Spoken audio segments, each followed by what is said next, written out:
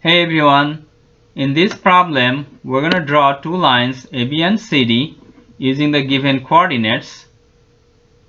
The coordinates are given in both absolute and relative coordinate format. Those two lines intersect at point E. We're going to have to find out the distance between point A and point E. So let's start with the line tool. Click line tool. The first point is A, given in absolute coordinates 16, 26.5. Press enter. Next point is B, given in relative coordinate format. This is relative to point A. So we have to type at 16.5, negative 19. Press enter.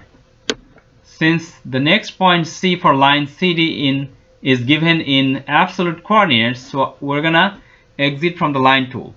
So right click, press cancel, and then click on the line tool again. And for C, we have to type 5, 7.5 since they are absolute coordinates. Press enter. Line D is given in relative coordinates. It's relative to point C. So type at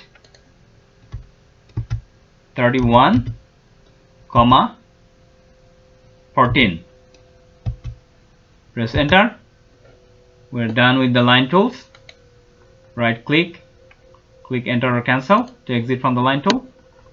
And these two lines intersected at point E. So this is our point E. So we have to find out the distance from this point to that point.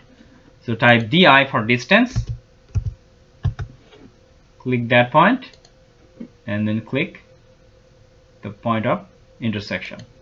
The distance is 13.3494.